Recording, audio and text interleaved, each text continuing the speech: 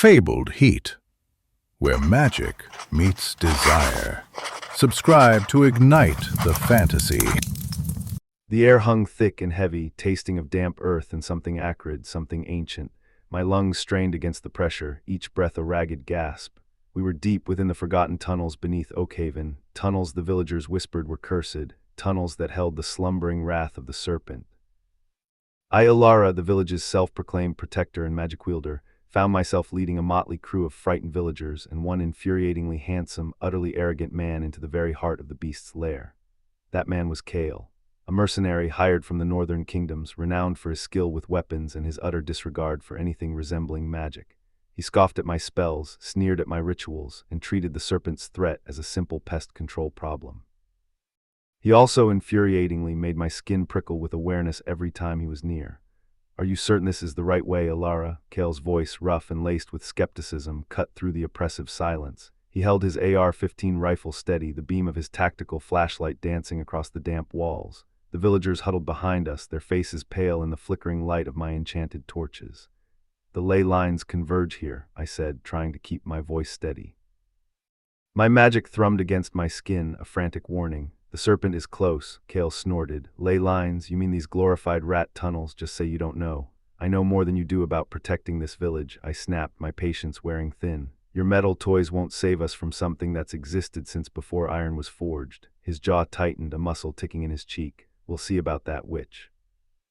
The animosity between us was palpable, a constant, simmering tension that had been brewing since the moment he rode into Oakhaven.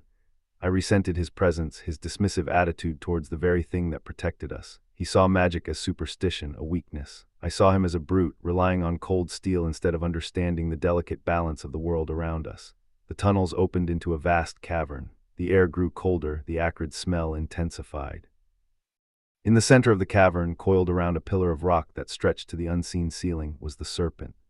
It was larger than any creature I had ever imagined, its scales shimmering like obsidian in the torchlight, its eyes, ancient and malevolent, fixed on us. A collective gasp ran through the villagers. Even Kale's bravado seemed to falter for a moment. The Serpent uncoiled, its massive head dipping towards us. A low, guttural hiss echoed through the cavern, shaking the very ground beneath our feet. "Legends say no weapon of iron can defeat it," I whispered, more to myself than to anyone else. Kale, however, seemed unfazed. He raised his rifle. "Legends can kiss my ass." He opened fire. The roar of the rifle echoed through the cavern, the bullets impacting against the Serpent's scales. But instead of piercing the hide, they sparked and ricocheted, leaving barely a scratch. The Serpent roared, a sound that ripped through my very soul. It lunged, its massive jaws snapping shut just inches from Kale. He dove aside, narrowly avoiding being crushed. "Damn it," he yelled, scrambling to his feet. "That's not supposed to happen. I knew it. I knew asterisk it. I told you your weapons wouldn't work," I screamed over the din. "Then what are we supposed to do, oh wise witch?" Kale snarled, his eyes blazing with frustration and a hint of fear. This was it, my moment. I closed my eyes, focusing my magic, reaching out to the ley lines that pulsed beneath the earth. I needed to channel the energy, to weave a spell strong enough to bind the Serpent, to at least buy us time.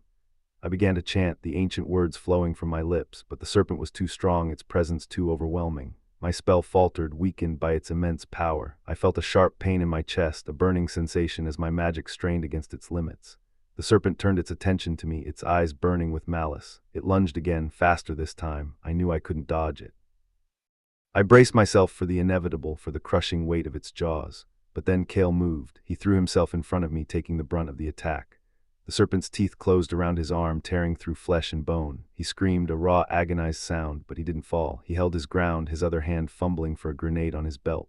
"Get out of here, Ilara," he roared, his face contorted with pain. "Get the villagers out, I'll hold it off." I stared at him, stunned. I had misjudged him. Beneath the arrogance and the skepticism, there was a strength, a courage I hadn't seen before. "I can't leave you," I said, my voice trembling. "You have to," he yelled. "This is my job, save them." He pulled the pin on the grenade and shoved it into the Serpent's open mouth. There was a deafening explosion, a flash of light that momentarily blinded me. When I could see again, the Serpent was reeling, its body convulsing. Kale lay on the ground, his arm a mangled mess. This was my chance. I closed my eyes again, focusing my magic, pushing past the pain and the fear. I channeled the energy of the ley lines, weaving a complex spell of binding. This time the Serpent was weakened, vulnerable. My spell took hold, wrapping around its body like invisible chains. The Serpent roared in fury, struggling against the binding, but it was too late. The spell held. I opened my eyes, exhausted but triumphant. The serpent was subdued, its enormous body immobilized. Kale looked up at me, his face pale and drawn. Did you get it? Yes, I said, rushing to his side. I got it. I knelt beside him, examining his wound. It was severe, but he was alive. I tore a strip of cloth from my tunic and wrapped it tightly around his arm, trying to stop the bleeding. You saved me, I said, my voice thick with emotion. He managed a weak smile. Just doing my job, which. I met his gaze, and for the first time I saw something different in his eyes. Not skepticism, not arrogance, but something softer, something that mirrored the emotions swirling within me. Thank you, Kale, I whispered. He reached out with his good hand and gently brushed a strand of hair from my face. Don't mention it, he said. The villagers began to emerge from their hiding places, their faces filled with relief and gratitude, but I barely noticed them. My focus was on Kale, on the warmth of his hand on my cheek, on the undeniable connection that had formed between us in the face of death. As I looked into those dark eyes, I knew that this was just the beginning. The serpent was bound, but the battle was far from over. And somehow I knew that Kale and I would face it together. Enemies, perhaps, but something more too, something destined. The journey back to Oakhaven was slow and arduous. Kale needed constant care, and the villagers were still shaken. But with every step, with every shared glance, the bond between Kale and I deepened. The animosity that had once separated us was replaced by something stronger, something more complex. I saw him not just as a brute with a gun, but as a man of immense courage, willing to sacrifice himself for others. And he, I suspected, was beginning to see me as something more than just a superstitious witch. Back in the village, Kale was the hero. He was lauded and celebrated, his bravery the talk of every hearth.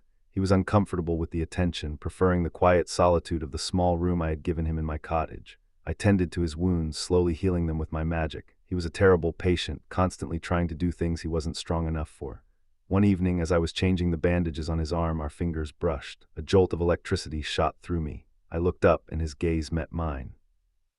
The air crackled between us, thick with unspoken desires. Ilara, he said, his voice rough. I swallowed, my heart pounding in my chest. Kale, he reached out, his hand cupping my cheek. He didn't finish the sentence. Instead, he leaned in and kissed me. The kiss was slow, tentative at first, but quickly deepened. It was a kiss born of adrenaline, of fear, of gratitude, of a connection that had been forged in the heart of danger. It was a kiss that tasted of smoke and blood and something else, something sweet and intoxicating.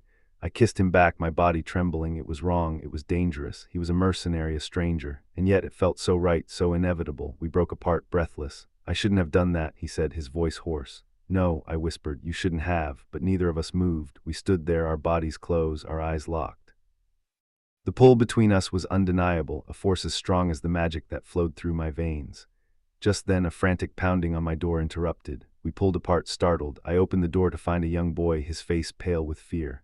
Ilara, the serpent, it's awake, it's broken free. Kale and I exchanged a look. The battle was far from over. Our destinies, it seemed, were intertwined. More than ever, we were in this fight together.